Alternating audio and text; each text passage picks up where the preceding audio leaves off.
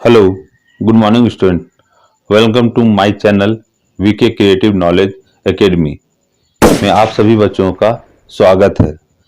बच्चों, आज हम फिर से चैप्टर लेके आए हैं उत्तक का पार्ट 2। तो वीडियो शुरू करने से पहले आप सभी बच्चों से रिक्वेस्ट है कि अगर आप हमारे चैनल में नए हैं तो प्लीज हमारे चैनल को लाइक करें, कमेंट करें और सब्सक्राइब करना ना भूलें। अगर साथ में ही हमारा नोटिफिकेशन बेल को जरूर ऑन कर दें, जिससे नए आने वाले वीडियो का आपको नोटिफिकेशन मिल सके। तो चलिए बच्चों, हम शुरू करते हैं नेक्स्ट टॉपिक, जिसको हम बोलते हैं अस्थाई उत्तक। इससे पहले वीडियो में हम लोग चर्चा कर चुके थे कि उत्तक किसे कहते हैं। उत्तक के दूसरा भाग विभेद्योतक के बारे में हम लोग बता चुके थे। उसके दूसरा खंड में आता है हमारा अस्थाई उत्तक। अस्थाई उत्तक क्या है? जैसे ही हम लोग देखें कि विभेद्योतक शरीर कोशिकाओं में निश्चित रूप से अलग अलग स्थानों पर जब वृद्धि करता है तो उसका कार्य क्षेत्र के आधार पर उसका नाम भी बदल जाता है। तो यह जो छोटे छोटे कोशिकाओं में यह विभाजित होता है विभेद्योतक, ये बाद में करते क्या है? यह उत्तक बाद में संगठित होकर के एक अस्थाई उत्तक का निर्माण करते हैं। और अस्थाई उत्तक वे उत्तक होते हैं जो एक बार वृद्धि होने के बाद दोबारा वो वृद्धि नहीं करते हैं। ये कहलाते हैं अस्थाई उत्तक। यह विभाजित होकर करके सरल अस्थाई उत्तक में निर्मित हो जाते हैं और कोशिकाओं को एक बार वृद्धि होने के बाद यह पुनः दूसरा आकृति नहीं ले लेते हैं।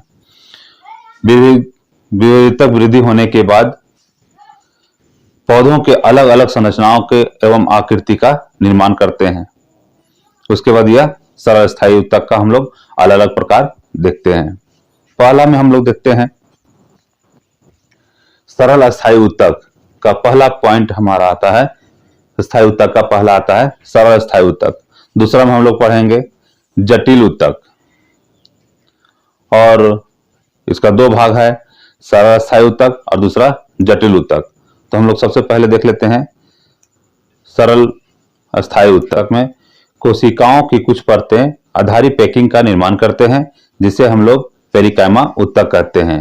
ये अस्थाई उत्तक का एक प्रकार है। ये साधारणतः ये कोशिकाएं जीवित होती हैं और इन कोशिकाओं के बीच में काफी रिक्त स्थान होता है, जिसे यह पौधों के विभिन्न कार्यों में इनकी मदद करते हैं। पौधों में यह उत्तक का व्यवस्थित अलग अलग होने के कारण ये पौधों का अलग अलग कार्य करने का भी कार्य करते हैं। हम लोग देखते हैं कि इन कोशिकाओं के बीच में कुछ खाली स्थान होता है और ये कोशिकाएं बंधन मुक्त होती हैं, और बंधन मुक्त होने के कारण बीच में जो खाली स्थान बचता है, यह खाली स्थान में ये तो भोजन का निर्माण करने में या भोजन को संग्रहित करने में मदद करते हैं। पहला है, हम लोग देखते हैं इसी का व्यवस्थित होने के प्रकार के आधार पर यह कोशिकाओं को हम लोग अलग अलग नामों से जानते हैं। पहला हम लोग देखते हैं कि इसमें पाया जाता है क्लेकाइमा।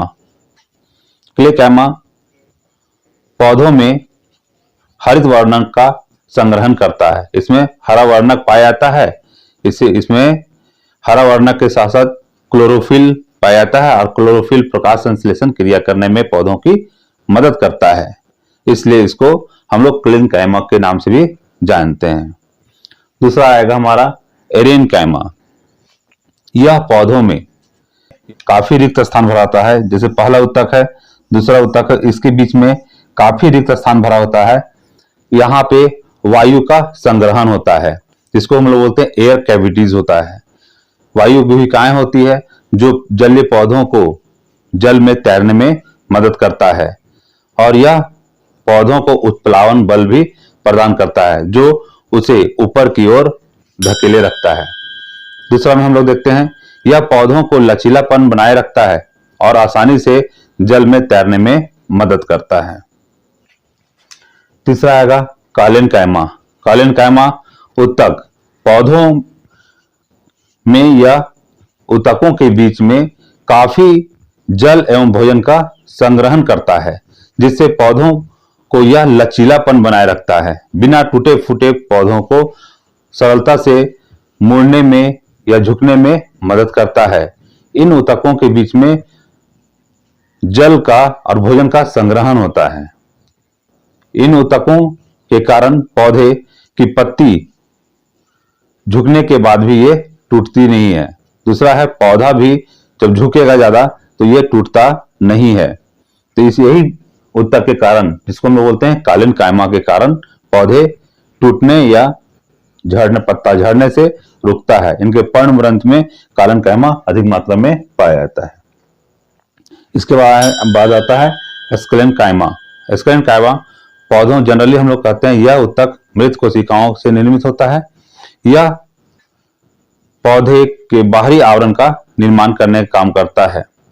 एस्केलेन कायमा की कोशिकाएं अत्यधिक संघन रूप से संगठित होती है। इनके बीच में रिक्त स्थान बहुत ही कम, नहीं के बराबर पाया जाता है। इन कोशिकाओं के बीच में रिक्त स्थान नहीं होता है, जिसके कारण से ये अत्यधिक संघन होती है और ये मृत कोशिकाओं का बना होता है। हम लोग देखते हैं कि नारियल के बाहरी आवरण का निर्माण इन्हीं कोशिकाओं से होता है। ये कोशिकाएं साधारणतः पतली पतली होती हैं और कठोर युग्मक से निर्मित होती हैं। इन कोशिकाओं में एक लिग्निन नामक रसायन होता है, लिग्निन नामक कोशिकाएं होती है, जो सीमेंट के जैसे ये कार्य करता है। सीमेंट के जैसा एक रासायनिक तत्व का निर्माण करता है, जो बाहरी आवरण में कठोरता लाने का कार्य करता है। ये कोशिकाएं, यह ऊतक तने के संवहन मंडल के समीप पत्तों की शिराओं में तथा बीजों और फलों के कठोर छिलके में उपस्थित होता है। यह पौधों के भागों को मजबूती प्रदान करने में सहायक होते हैं। हम लोग देखते हैं कि जो एस्केलेन कायमा ऊतक है, यह तो मृत कोशिकाओं का है, साथ में इसमें लिग्निक कोशिकाओं के कारण यह बाहरी आवरण को कठोर बनाने का कार्य करता है। पौधों के जड़ों में संवहन मंडल में यह पाया जाता है और पौधों के जो बीज निर्मित होते हैं उसके बाहरी छिलकों में यह निर्मित होता है और छिलकों को मजबूत बनाता है, कठोर बनाता है। और यह पौधों के भागों को मजबूती भी प्रदान करता है, कठोर बनाए रखता है। इसके बाद आता है, हम लोग एपिडर्मिस ऊतक के बारे में जानते हैं। एपिडर्मिस ऊतक क्या है? एपिडर्मिस ऊतक को साधारणतः हम लोग कहते हैं रक्षित कोशिकाएं। यह पौधों को रक्षा करने का कार्य भी करते हैं। विभिन्न प्रकार के पौधों में यह ऊतक अलग अलग तरह से कार्य करते हैं। हम लोग देखते हैं कि पौधों के सबसे ऊपरी क्षेत्र हम लोग बोलते हैं तना वाला क्षेत्र में, वहां पत्तियों वाले क्षेत्र में यह एपिडर्मिस ऊतक का पहला कार्य है। यह ऊतक पत्तियों में वाष्पोत्सर्जन करने में मदद करता है। यह ऊतक जो पत्तियों में छिद्रयुक्त होता है, पत्तियों में स्टोमेटा में स्थित होता है। यह स्टोमेटा दो किडनी के शेप की आकृति में होता है और इसे हम लोग रक्षित कोशिका के नाम से हम लोग जानते हैं। पत्तियों में जो छोटे छोटे छिद्र होते हैं जिसे हम लोग रंध्र कहते हैं, और यह रंध्र को हम लोग स्टोमेटा भी कहते हैं। स्टोमेटा में छोटे छोटे जो किडनी शेप के जो आकृति होता है, ये देख लीजिए जरा सा,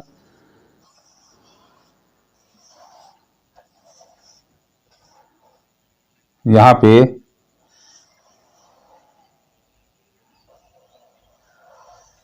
ये जो किडनी शेप का आकृति है, ये इस रूप में हमारा एपिडर्मिस ऊतक पाया जाता है। और यह एपिडर्मिस ऊतक में वाष्पोत्सर्जन की क्रिया होती है। प्रकाश संश्लेषण के दौरान वाष्पोत्सर्जन की क्रियाएं होती है। दूसरे स्थिति में हम लोग देखते हैं कि यह एपिडर्मिस ऊतक जलीय पौधों के बाहरी आवरण का भी, जलीय पौधों में पत्तों के ऊपर बाहरी आवरण का निर्माण करते हैं, जो पौधों के पत्तों को सड़ने से बचने के लिए इसे एक बाहरी मोम या तेलीय आवरण का निर्माण करते हैं। पत्तों के ऊपर, जलीय पौधों के पत्तों के ऊपर साधारणतः मोम जैसा एक आवरण निर्मित हो जाता है, जो पत्तों के अंदर जल को जाने से रोकता है और सूक्ष्म जीवों की गति को रोकता है, जिससे पौधे के पत्ता सड़े नहीं। उसके बाद हम लोग देखते हैं यह एपिडर्मिस का होता क्या है? हम लोग जनरली जानते हैं एपी और ये होता है डर्मिस। एपिडर्मिस इस साधारणतः दो वर्ड से मिलकर बना हुआ है, इसको हम लोग जान लेते हैं पहले। एपी का मतलब होता है मोम और डर्मिस का मतलब होता है त्वचा। एपिडर्मिस मतलब वह सतह जहां पर मोम का आवरण से ढका हुआ है और मोम का आवरण किसी सतह पर लगा हुआ है जिसे हम लोग कहते हैं मोमीय आवरण, तो इसे ही हम लोग कहेंगे एपिडर्मिस। डर्मिस का मतलब होता है त्वचा। जैसे हम लोग नहीं देखते हैं, हम लोग घरों में यूज करने वाले पाउडर हम लोग यूज करते हैं, जैसे डर्मिकूल, मतलब वह पाउडर जो हमारे त्वचा को ठंडक का एहसास कराती है, उसे हम लोग क्या कहते हैं? डर्मी। तो हम लोग कहते हैं एपिडर्मिस। पौधों में एपिडर्मिस का कार्य है पत्तों के बाहरी आवरण का निर्माण करना, पौधों के अनेक भागों का भी कार्य करना। दूसरा में हम लोग देखते हैं कि मरुस्थलीय पौधों में एक क्यूटिन नाम का रासायनिक पदार्थ पाया जाता है। मरुस्थलीय पौधों के पत्तों में जो पत्ता, हम लोग जनरली जानते हैं कि अधिकतर पत्ता कांटों में रूपांतरित हो जाती है। कैक्टस का पौधा हम लोग देखे होंगे मरुस्थल में, कैक्टस का पौधा, ये ऐसा पौधा देखे होंगे।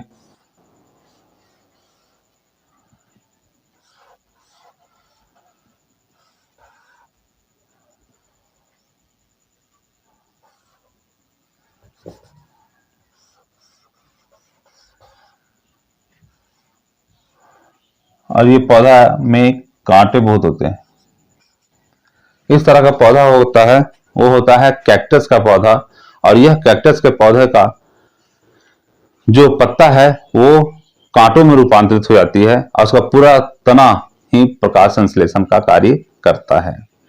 यह तनों के ऊपर में मोम का आवरण होता है जो जल के वाष्पोत्सर्जन या जल के हानि को कम करता है। यह क्यूटिन नामक रसायन जो होता है, यह वाष्पोत्सर्जन की क्रिया को कम करता है और यह पौधों को जल की हानि से रोकता है। नेक्स्ट स्थिति हम लोग देखते हैं कि एपिडर्मिस की कोशिकाएं पौधों की जड़ों में भी पाया जाता है।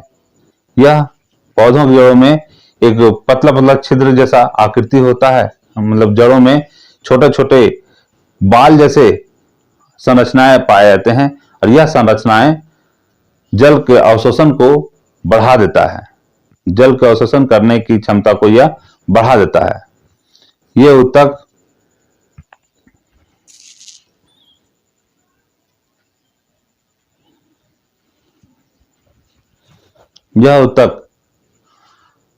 पौधों में वाष्पोत्सर्जन करने की दर को कम करके जड़ों में इन छोटे छोटे रेसाओं के माध्यम से अवशोषण करने की क्षमता को बढ़ा देता है। इसे हम लोग कहते हैं क्यूटिन नामक। दूसरा है सुब्रेलिन। सुब्रेलिन जो है पौधों में अत्यधिक सघनता से ये कोशिकाएं एक दूसरे के ऊपर सजी होती हैं, एक दूसरे के ऊपर अत्यधिक सघनता से व्यवस्थित होती हैं, जिसको हम लोग कहते हैं सुब्रेलिन। यह पौधों में अत्यधिक मृत कोशिकाओं से निर्मित होते हैं और यह मृत कोशिकाएं पौधों को सुरक्षा प्रदान करने का कार्य करते हैं। तो हम लोग पूर्ण रूप से हम लोग सरल अस्थायी ऊतक हम लोग पहला देख लें, पहला भाग का, कि कोशिकाओं के एक के ऊपर समांतर रूप से व्यवस्थित होने को हम लोग परिक्रमा ऊतक कहते हैं। दूसरा, इन ऊतकों में काफी खाली स्थान होता है जिसके आधार पर हम लोग कोशिकाओं को अलग अलग नामों से हम लोग वर्गीकृत किए थे। यह ऊतकों के बीच में काफी रिक्त स्थान होता है जिसमें यह भोजन का संग्रहण करते हैं तथा अनेक प्रकार से कार्य करने में। पहला है क्लेकाइमा। इसमें हरा वर्णक स्थित होता है जो प्रकाश संश्लेषण क्रिया करने में मदद करता है और प्रकाश संश्लेषण करने के कारण इसका नाम क्लेकाइमा रखा गया है। इसमें हरा वर्णक क्लोरोफिल पाया जाता है क्लोरोप्लास्ट के रूप में।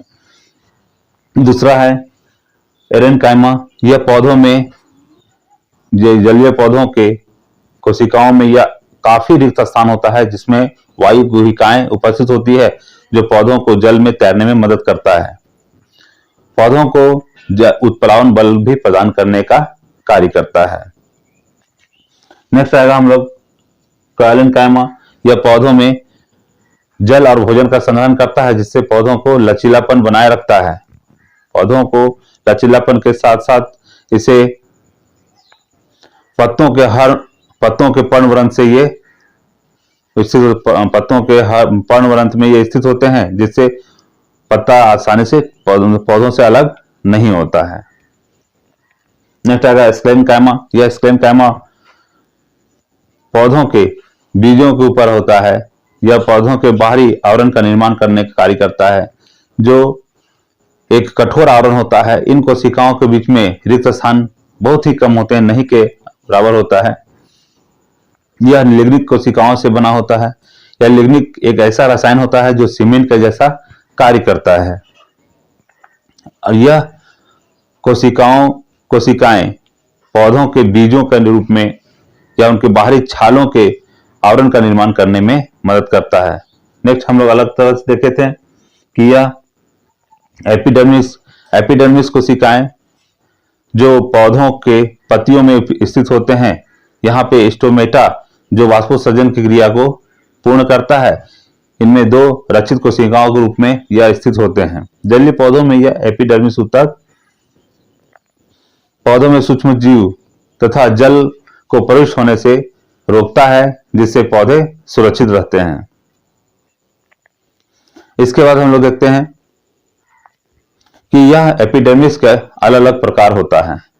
यह एपिडर्मिस ऊतक अलग अलग निर्माण करने का कार्य करता है, जिससे हम लोग कहते हैं मरुस्थलीय पौधों में यह बाहरी आवरण का निर्माण करता है, जिससे जल की हानि को रोकता है। इसके बाद आता है कि जड़ों में यह एपिडर्मिस ऊतक जल को अवशोषित करने के में मदद करता है और जड़ों को अत्यधिक रेशेदार युक्त में ये रूपांतरित होता है और जल का अवशोषण करने की क्षमता को बढ़ा देता है।